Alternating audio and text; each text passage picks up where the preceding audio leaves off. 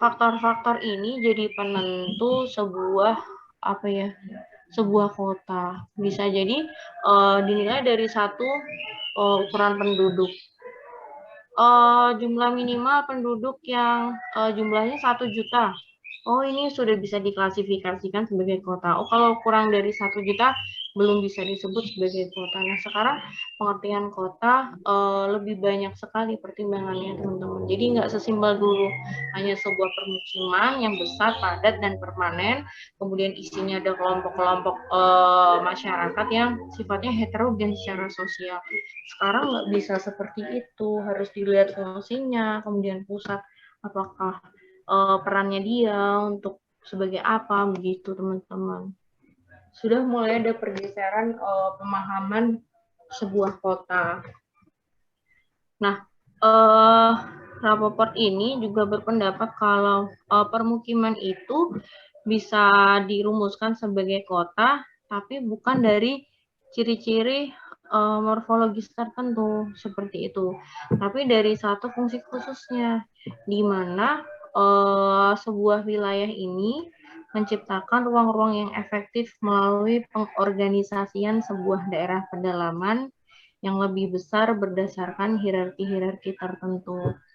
Jadi maksudnya gini, kalau kota itu, misalnya ini satu kota ya, di sini ditekankan adanya pengorganisasian teman-teman. Jadi di kota itu pengorganisasian ini lebih ada kecenderungan ke pengaturan, pengaturan guna lahan, pengaturan daerah pengaturan kawasan, kemudian pusat-pusat pelayanan. Nah, semacam itu biasanya ditentukan. Misalnya pusat kotanya. Kemudian ini nanti daerah hinterland, daerah pinggirannya yang akan mensupport kebutuhan kota. Ini daerah penyangga, daerah apa. Ada pengorganisasian seperti ini dengan dasar-dasar pertimbangan morfologis, geografis, maupun klimatologis. Begitu. Kemudian ini yang selanjutnya ada paradigma arsitektur kota. Jadi dalam arsitektur kota itu ada beberapa periode perkembangan kota gitu bisa dibilang. Nah, untuk memudahkan pembagiannya, sementara saya klasifikasikan jadi 3 dengan masa revolusi industri menjadi titik tengahnya. Nah, ini untuk kota yang awal perkembangan kota, yaitu kota-kota tradisional sebelum masa revolusi industri. Jadi ketika itu, teman-teman, kota-kota tradisional itu bisa dibilang tidak ada perencanaan bakunya. Karena tadi kalau teman-teman memperhatikan pengertian kota secara klasik, kota itu hanya sekumpulan permukiman-permukiman yang besar, padat, dan permanen.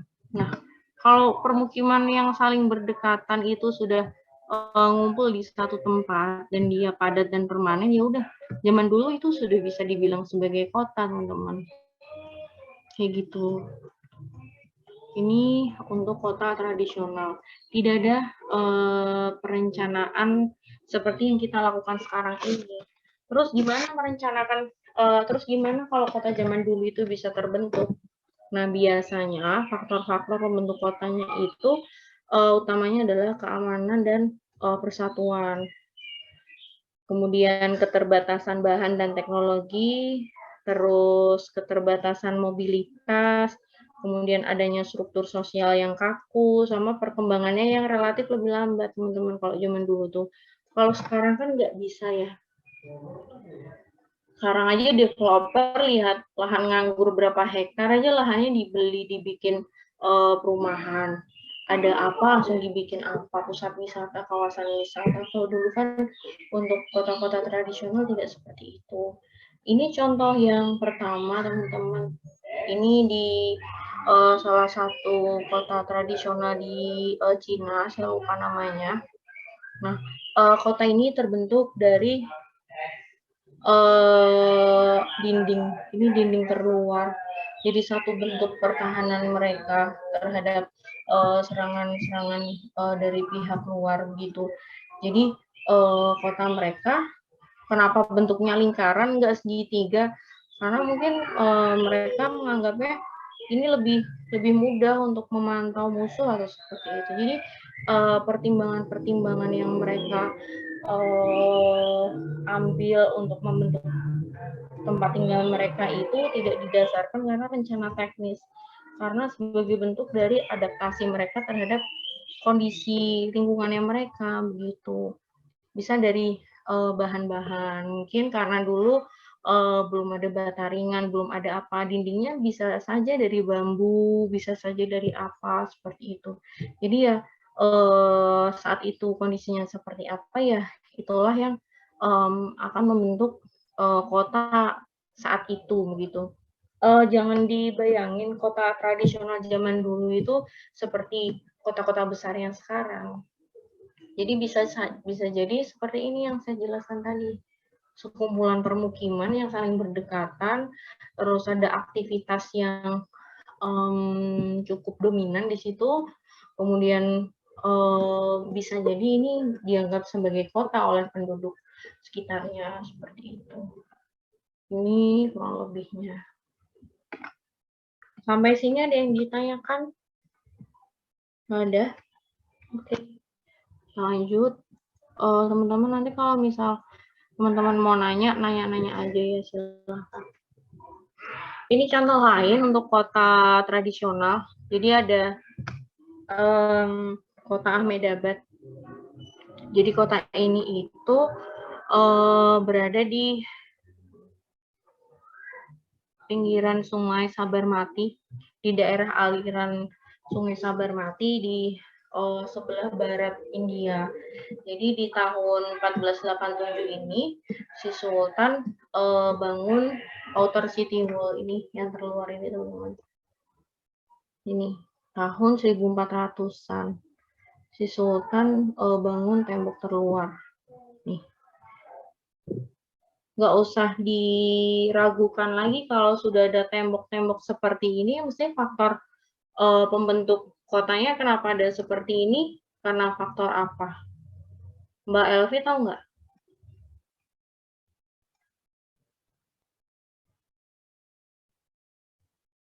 Elvi ada?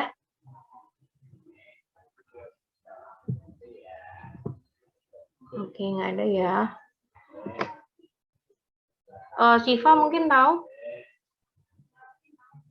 Karena faktor apa?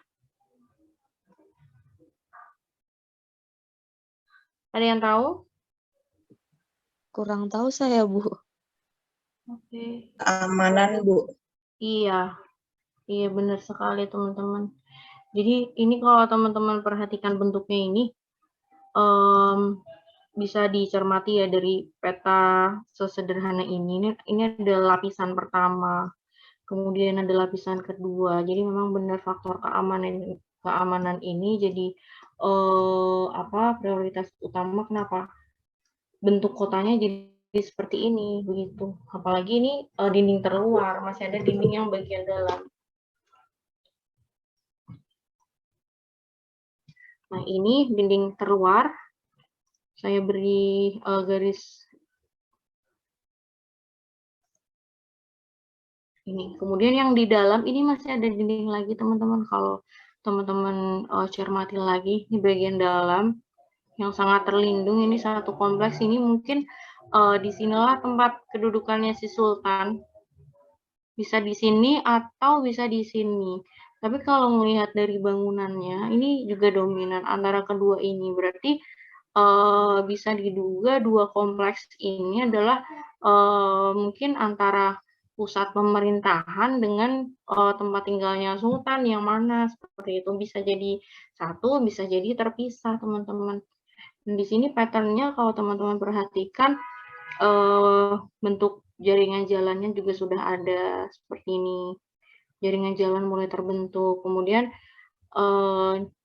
di lingkaran kedua ini, setelah lingkaran utama ini, dinding ini, mungkin di bagian sini adalah seperti pejabat-pejabatnya sultan, mungkin yang para bangsawan bisa dibilang seperti itu.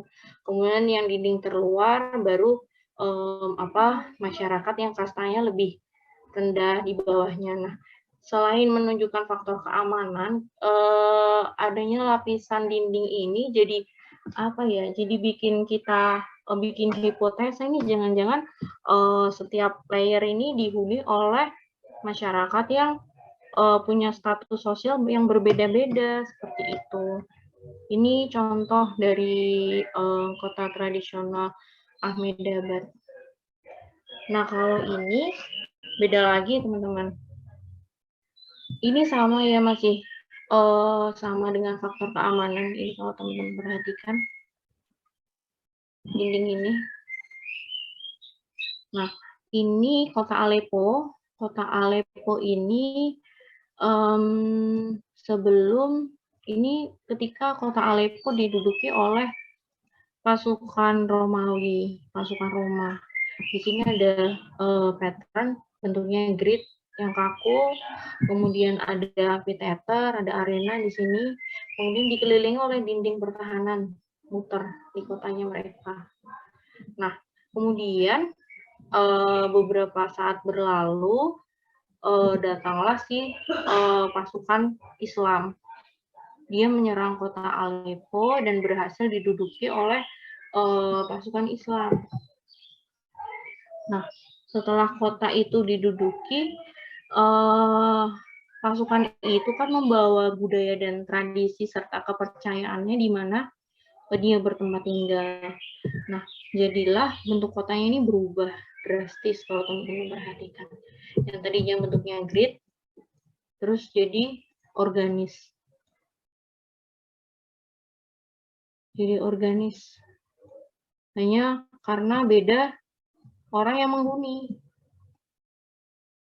Sangat berpengaruh kan ini faktor keyakinan, kepercayaan, kemudian kebudayaan, mungkin kebiasaan sosial seperti itu.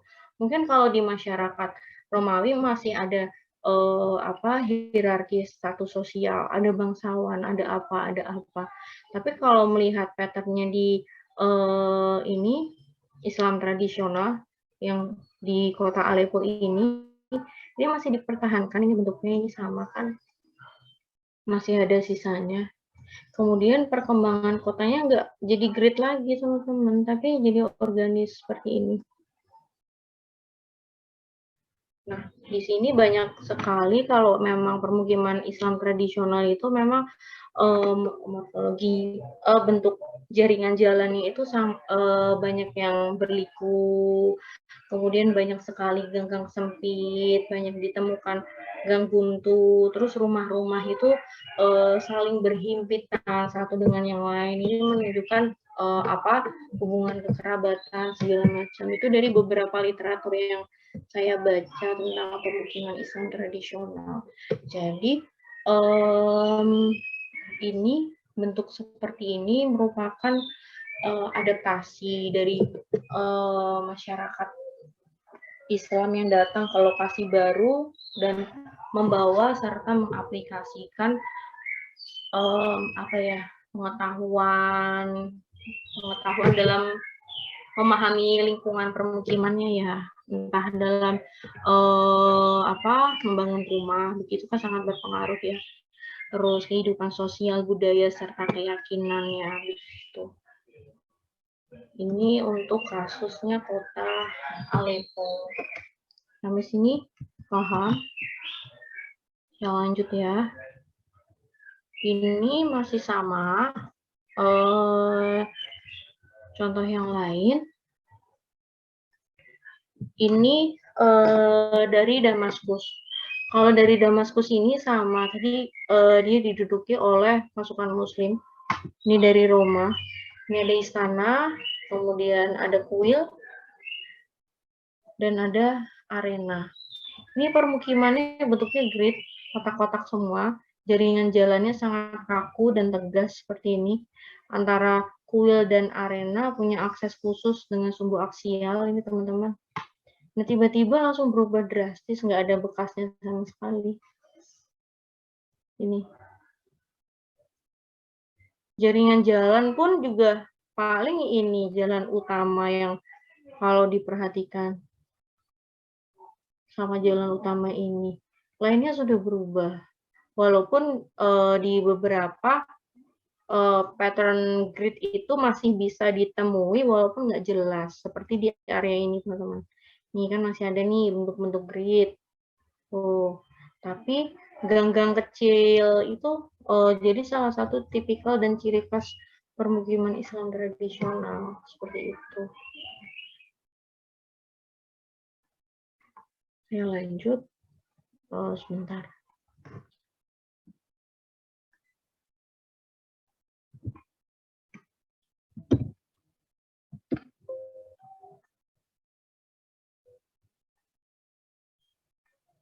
Yang selanjutnya ini dari kota Madinah. Nah, ini malah kebalikannya. Kalau tadi dari diduduki oleh Romawi, terus datang Muslim, kotanya berubah. Kalau ini Madinah dari dulu sampai sekarang didominasi oleh Muslim, tapi polanya berubah, teman-teman. Nih, ini tipikal permukiman Islam seperti ini. Bentuk tapaknya, side bangunannya itu nggak jelas seperti ini. Jadi organis. Bentuk jalannya pun juga ini berkelok-kelok seperti ini.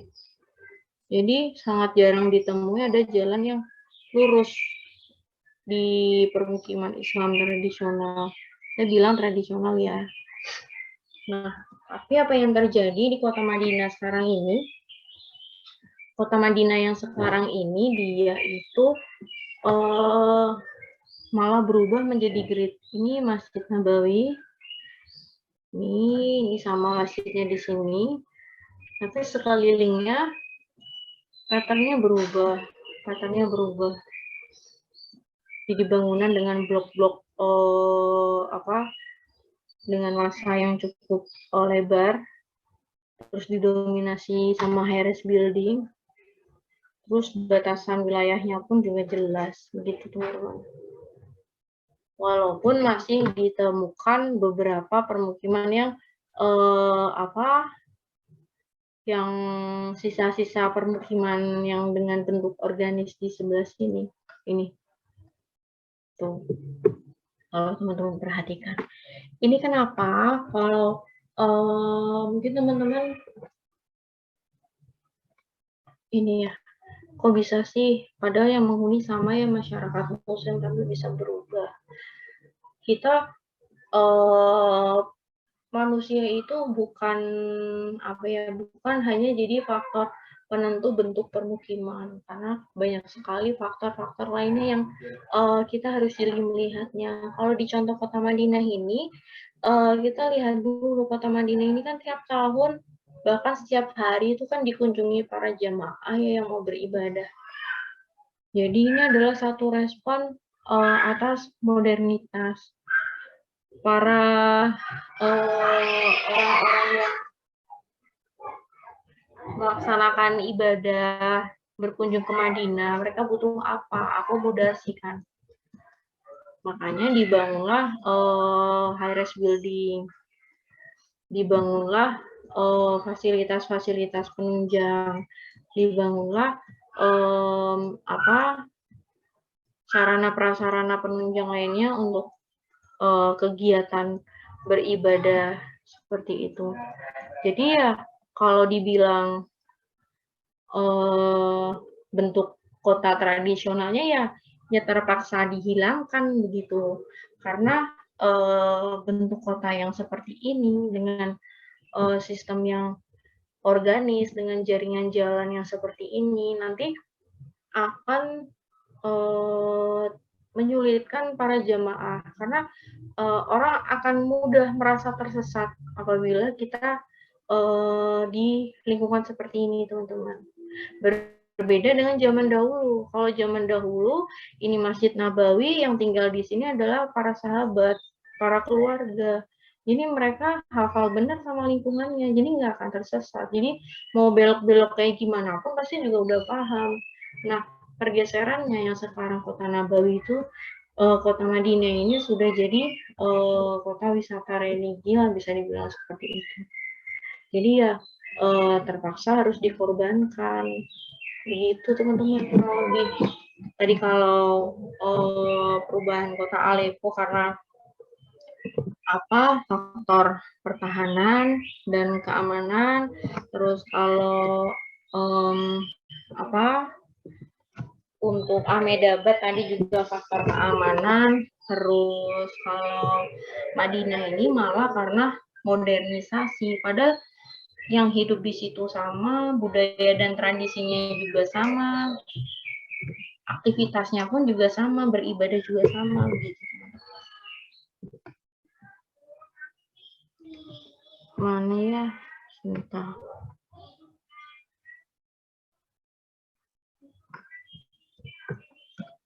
Kemudian itu tadi untuk kota tradisional. Sekarang kita mulai bergeser ke kota era masa revolusi industri. Saya hanya memberikan beberapa contoh kota ya teman-teman. Kecenderungannya seperti itu, walaupun mungkin nanti ditemui beberapa kota yang tidak berubah drastis seperti itu, tapi di sini saya menekankan bahwa bentuk kota itu dipengaruhi oleh banyak faktor seperti yang sudah saya sebutkan. Nah, kalau di masa era industri, memang lebih berkembang di London, Inggris, dan lain sebagainya ya sejak ditemukannya mesin uap itu. Jadi sejak mesin-mesin itu ditemukan, industri itu berkembang pesat, tapi malah berdampak pada kehidupan kota secara tidak langsung. Yang pertama kesehatan, kemudian sistem sosial dan moralitas masyarakat. Kenapa? Karena di situ ada hierarki masyarakat. Jadi antara yang punya pabrik, terus antara mandor, pekerja, kemudian para pegawai rendahan itu dia punya hierarki sendiri-sendiri. Jadi mereka punya sistem-sistem sosial yang yang berbeda-beda, yang nggak bisa ditembus satu sama lain. Kalau buruh ya ketemu sama buruh, dia mending buru-buru masih punya skill, masih bisa bekerja. Bagaimana dengan orang-orang yang nggak punya skill sama sekali? Sedangkan kegiatan saat itu adalah kegiatan yang dominan dengan kegiatan industri. Pasti orang-orang semacam itu kan akan tersingkir ya, akan berada di kelompok lapisan terbawah. Nah, hal inilah yang memicu terjadinya ketidakseimbangan sistem sosial dan rusaknya moralitas masyarakat, mungkin karena kejahatan dan kriminalitas itu semakin meningkat ketika itu. Gitu ceritanya untuk kota masa revolusi industri. Sebentar ya.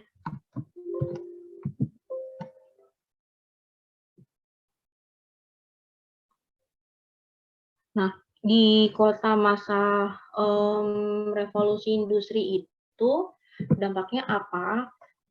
Dampaknya kepada para selain ke lingkungan, ke para pekerja. Orang-orang yang bekerja di pabrik, di pusat-pusat kota industri ini kan pasti lebih milih untuk seperti efisiensi ya, maksudnya antara tempat kerja dengan tempat tinggal ya kalau bisa dekat biar bisa lebih hemat atau segala macam.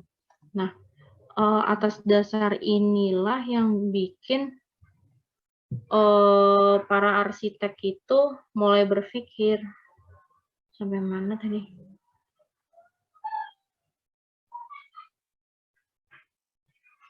Nah, para arsitek ini mulai berpikir, belum saya ini ya.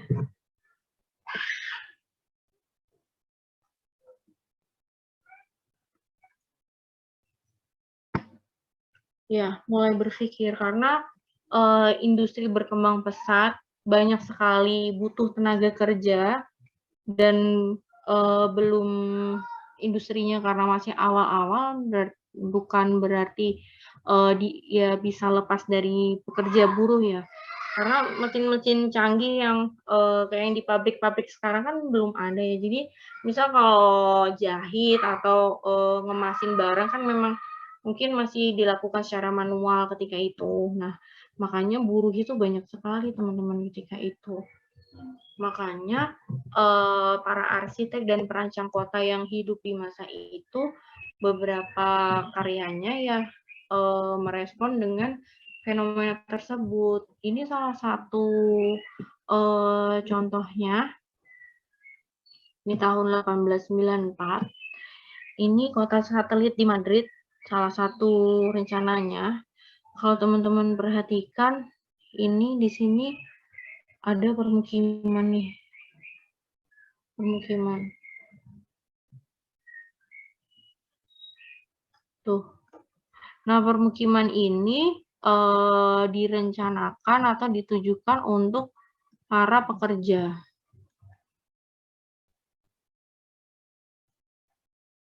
Para buruh industri. Saya belum bisa menemukan beberapa literatur yang menyebutkan ini kenapa bentuknya linear seperti ini, kayak gitu. Mungkin ada kaitannya dengan lokasi kawasan industrinya atau ada kaitannya dengan jaringan jalan atau aksesibilitasnya dengan pusat-pusat kota, kan banyak sekali kemungkinan-kemungkinan ya teman-teman. Tapi saya belum bisa menemukan ini kenapa sih bentuknya kayak gini, kan aneh banget gitu. Dari sebanyak lokasi wilayah ini dia bikin rumahan deret yang bentuknya linear begitu. Tapi ini adalah salah satu ide yang merespon keberadaan para pekerja dan buruh yang jumlahnya sangat banyak ketika itu. Kenapa dibikin perumahan seperti ini? Pertimbangannya untuk menekan biaya untuk wirawiri seperti itu, untuk efisiensi begitu teman-teman. Ini contoh selanjutnya. Ini karya dari Le Corbusier. Jadi karya ini disebut sebagai City of 3 Million People. Jadi Le Corbusier itu berusaha mewadahi 3 million people dalam satu lokasi. Nah, bangunan kompleks ini, kawasan ini terdiri dari ini ada central office di sini. Di satu blok. Nah, dia dikelilingi beberapa blok flat high-rise building di sini sekitarnya. Nah, kemudian di sini juga dikelilingi lagi oleh hunian-hunian. Nah, karya ini entah saya belum menemukan ini diaplikasikan di satu lokasi atau tidak, tapi saya rasa sampai kemarin saya mau mengupdate materi, belum ada literatur lagi yang menyebutkan ini karyanya dibangun atau diaplikasikan di kawasan mana begitu. Nah, pattern ini rencananya Le Corbusier ini antara awal tahun 1900-an, dan karya ini jadi satu pemicu dan jadi satu bukti dalam sejarah perkembangan arsitektur yang kaitannya dengan elemen-elemen futuristik. Karena di tahun segitu dia sudah mikir compact city di satu kawasan. Ada pusatnya, central block office, kemudian ada flat, bangunan high-rise building di sekitarnya, Terus kemudian ada hunian-hunian kecil di samping-sampingnya kayak gitu teman. Ya mungkin ketika itu para arsitek lain belum terfikirkan sampai ke sana, makanya dibilang karya ini jadi apa ya, satu bukti sejarah penting dalam perkembangan sejarah arsitektur.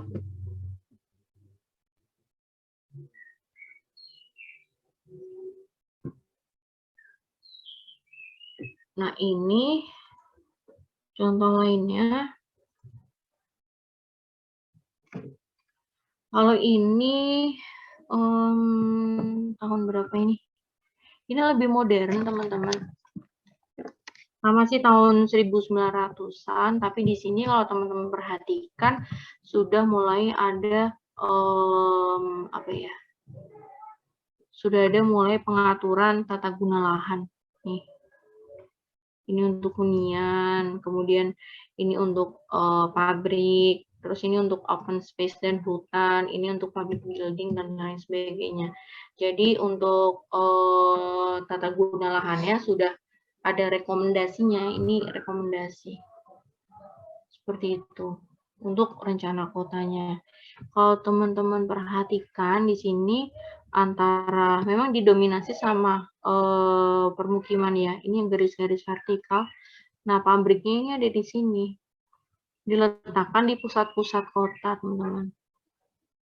Nih, ini pabrik. Factories-nya di sini. Ini juga nih ada factories nih kecil-kecil. Tuh.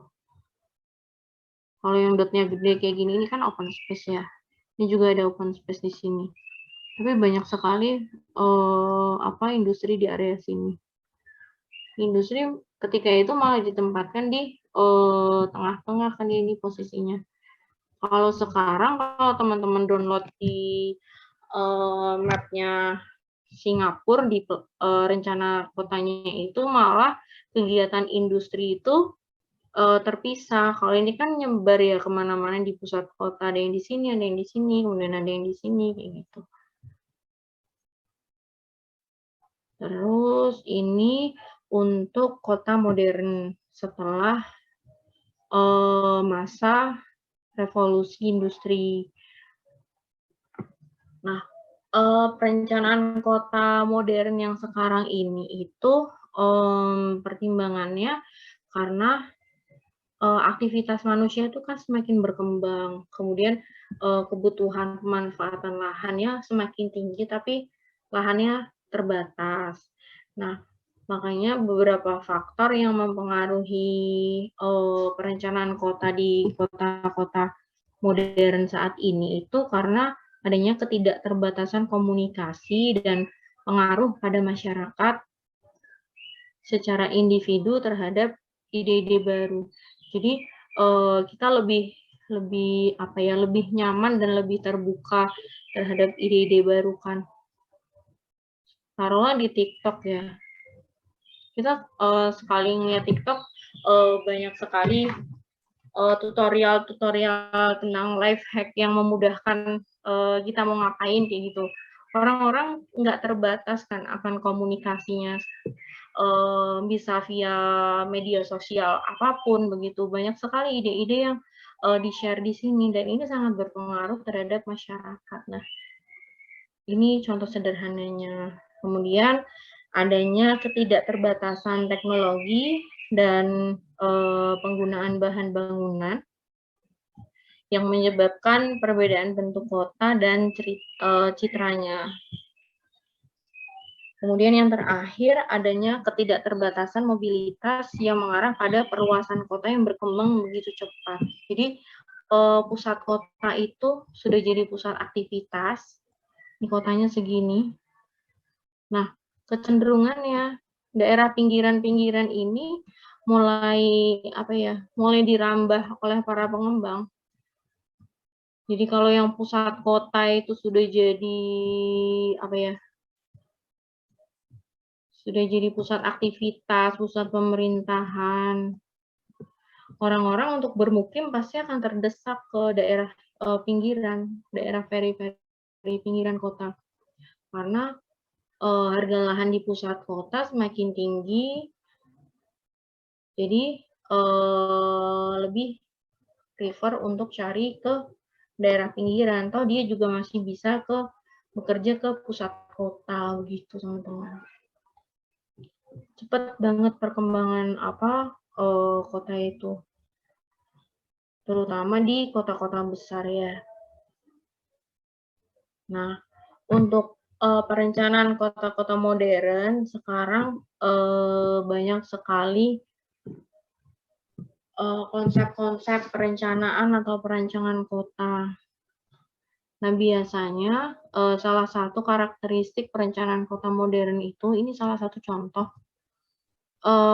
adanya klasifikasi atau pengelompokan jenis-jenis kegiatan atau pusat-pusat aktivitas kota di wilayah tertentu. Jadi seperti aktivitasnya itu diorganisasikan, teman-teman. Jadi antara seni dan kerajinan dikelompokin sendiri, industri dikelompokin di area sendiri, wisata sendiri, kemudian administrasi sendiri, seperti itu. Nah, kemudian perencanaan kotanya pun juga lebih detail dan lebih lengkap dengan banyak sekali pertimbangan. Ini beberapa contoh pertimbangan terhadap ini suhu udara dan kelembapan, terhadap daerah, ketersediaan airnya, kemudian keragaman ekologinya seperti apa, kemudian jaringan-jaringan antar pusat-pusat aktivitas dipetakan, kemudian area hijau, kemudian area-area lainnya begitu. Jadi perencanaan kotanya lebih kompleks, tidak seperti perencanaan kota tradisional yang lebih simple, lebih tidak tekstual seperti itu. Ada beberapa kota tradisional yang bentuk kotanya itu tergantung sama kepala adat. Ada seperti itu. Jadi misal ini nih kalau kampung ini atau kota ini sebaiknya itu bangunannya itu menghadap ke arah utara semua. Nah, seperti itu. Ada peraturan-peraturan tidak tertulis seperti itu yang diyakini oleh masyarakat kota ketika itu kota tradisional. Kalau sekarang mah kita sudah mengacu ke rencana tata ruang wilayah. Di situ sudah ada aturannya, kita tinggal ngeliat aja ini area mau diapain sih kayak gitu. Nah, ini ada sudut pandang arsitektur dalam memahami kota. Ini dari teorinya Aldo Rossi, Architecture of the City. Nah, dia itu berpendapat kalau sebuah kota itu dipandang sebagai objek buatan manusia dalam skala besar.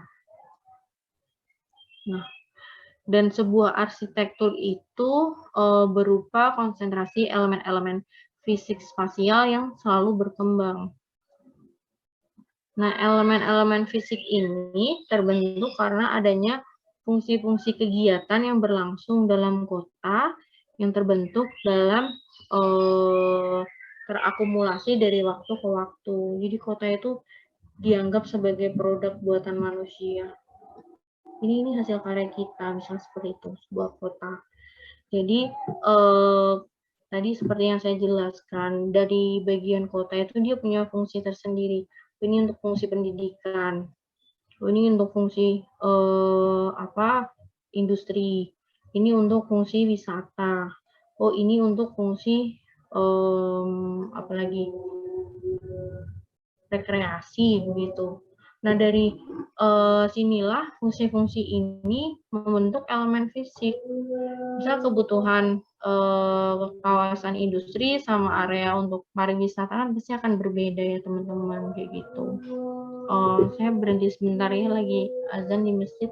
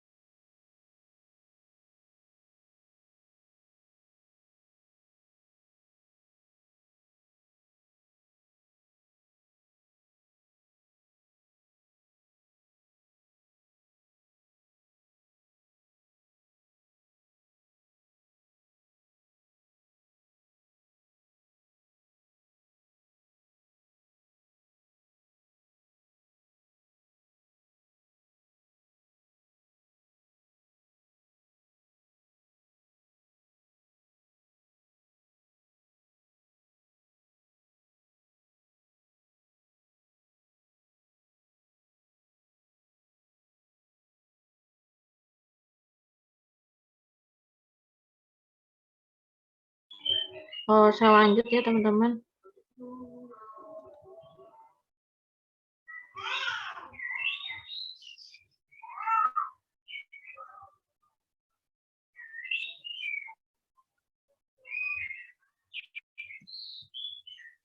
Nah, dari Aldo Rossi itu tadi dia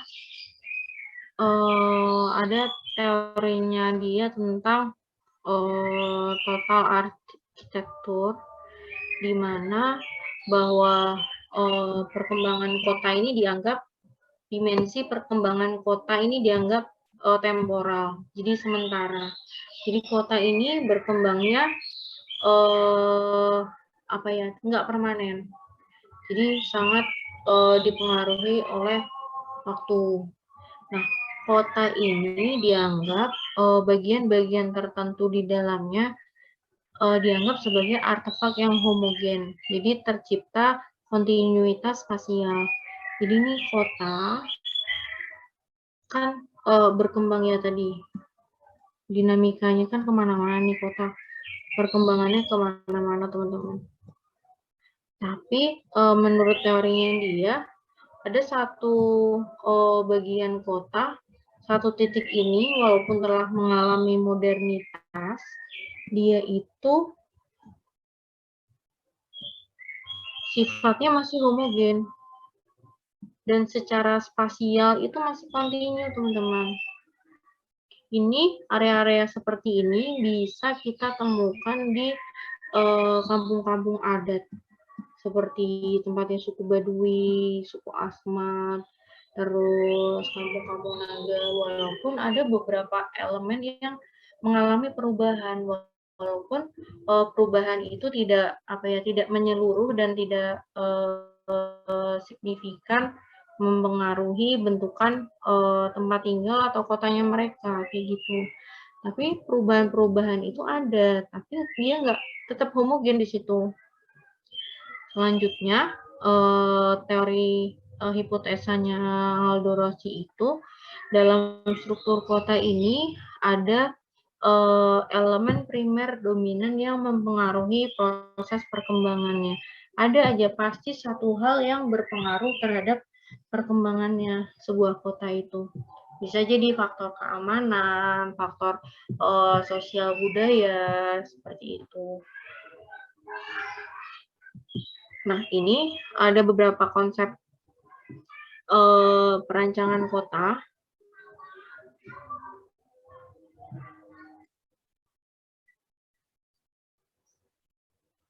Nah, kalau konsep perancangan kota ini ada dari Madanipur, dia itu berpendapat bahwa ruang-ruang kota ini baik yang berupa ruang fisik, sosial, dan mental ini sangat berpengaruh satu sama lain. Dan bentuk kota ini adalah geometri dari ruang tersebut. Ruang tempat kita sebagai masyarakat kota beraktivitas itu bentuknya seperti apa ya, itulah yang dianggap sebagai bentuk kota. Dan pemahaman terhadap ruang kota itu bisa dilihat dari dua tingkat. Dari atas itu dari perspektif ekonomi dan politik. Kalau yang dari bawah ini dari sosial budaya. Sudah jelas ya di sini bahwa kalau ekonomi dan politik itu kaitannya dengan regulasi, peraturan, kemudian apalagi kebijakan yang ditentukan oleh pemerintah dan lain sebagainya itulah. Makanya perspektifnya dilihat dari atas. Tapi kalau dilihat ke bawah, kita akan menemukan adanya keragaman sosial budaya masyarakat kotanya itu sendiri begitu. Serta pemahaman terhadap ruang perkotaan dengan segala dimensinya itu sangat memungkinkan selama kita perhatian pada proses perkembangannya. Jadi kita bisa menghubungkan dunia artefak dengan dunia orang. Jadi kota itu kan ada yang sebagai wadah, sebagai ruang, dan kota di sini ada manusia yang hidup di dalamnya. Nah, dua hal ini harus saling ketika melakukan perencanaan dan perancangan nggak boleh dipisah. Karena kota itu mewadahi aktivitasnya manusia. Manusia pun juga beraktivitas dalam ruang kota. Jadi nggak bisa dipisah. Kita cuma ngedesain wadahnya aja, tapi orang-orangnya ditinggal. Gitu. Seperti itu. Nah, inilah kenapa perancangan kota ini pakai pendekatan yang lebih komprehensif. Jadi di sini kota itu tadi ya ada sosiospasial, ada sosio, kemudian ada ruangnya, ada budaya kehidupan masyarakat segala macam. Dan kota itu dilihat dari dua sisi. Yang pertama dari produk buatan manusia, hasil bentukan manusia, maupun kota sebagai proses. Proses itu di sini proses terbentuknya kan pelan-pelan, perlahan. Proses ini dilakukan oleh manusia yang beraktivitas di dalam kota. Nah, kalau kota sebagai produk, berarti melihatnya adalah artefak buatan manusia di sini. Nah, ini dari atas dan dari bawah pendekatan tadi, ekonomi dan politik, dari bawah ada sosial dan masyarakat gitu. Jadi kehidupan masyarakat kota ini untuk perencanaan dan perancangannya akan lebih komprehensif apabila mempertimbangkan beberapa aspek di sini. Dari aspek bentuk kota, gimana caranya kita bisa mendesain kota yang fungsional, bisa cantik secara visual, kemudian dan ada strukturalnya, ada hierarki ruang-ruang kotanya. Kemudian yang selanjutnya, bagaimana sebuah ruang kota ini baik secara fisik, secara sosial maupun secara mental mampu mewadahi ketiga hal ini yang ada dalam kehidupan masyarakatnya. Seperti itu, teman-teman. Nah, gitu. Kesimpulannya, untuk tradisi perencanaan kota tradisional itu, desain itu asalnya dari akar budaya dan nilai-nilai masyarakat setempat. Tapi kalau untuk yang sekarang, perkembangannya adalah hasil karya desain itu cermin high culture yang didesain untuk golongan dan fungsi tertentu. Desain ini dibangun oleh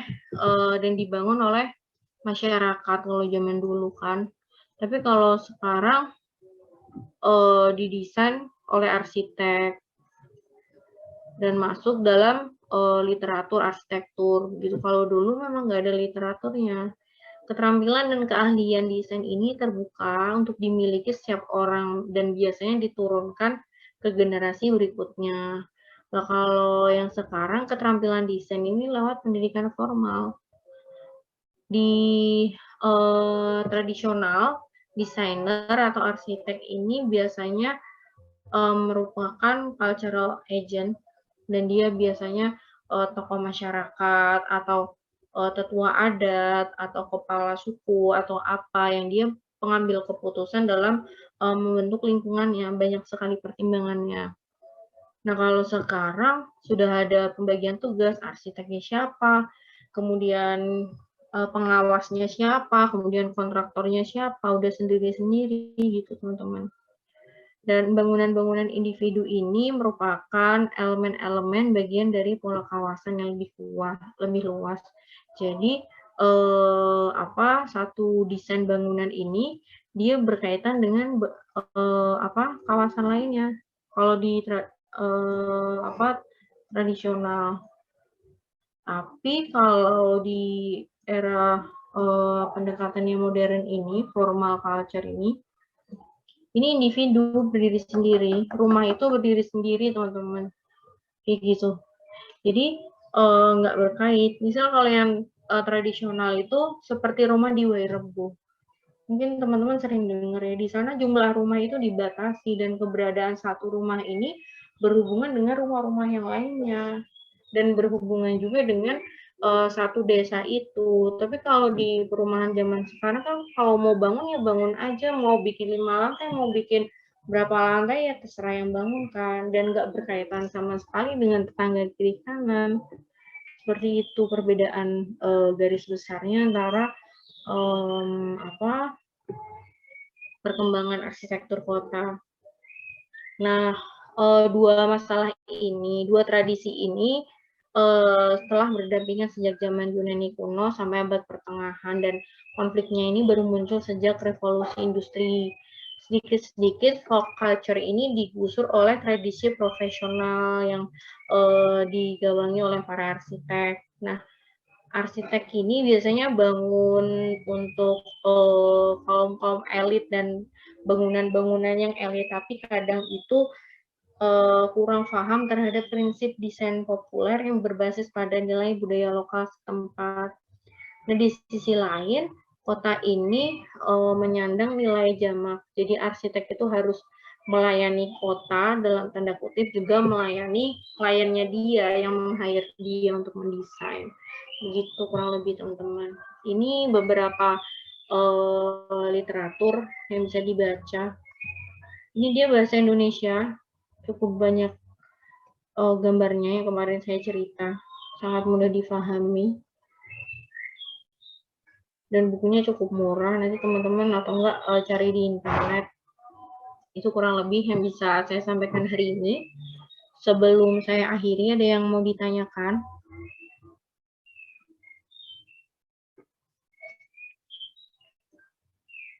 Ada?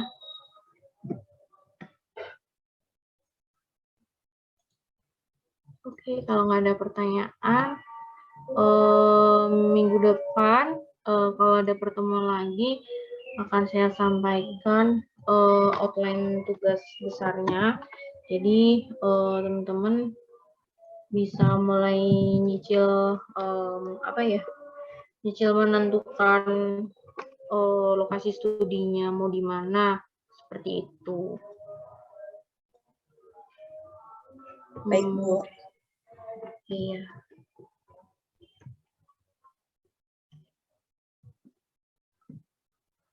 Sebentar. Jadi saya lihat beberapa mahasiswa yang belum di absen tapi udah ngilang. Ada Malika sama ada siapa tadi sempat join sebentar tapi hilang, ya udahlah. Oke teman-teman, kalau udah saya panggil semua kan selamat sore, selamat beristirahat. Kita ketemu lagi di lain kesempatan. Wassalamualaikum warahmatullahi wabarakatuh. Waalaikumsalam. Ya, bye-bye.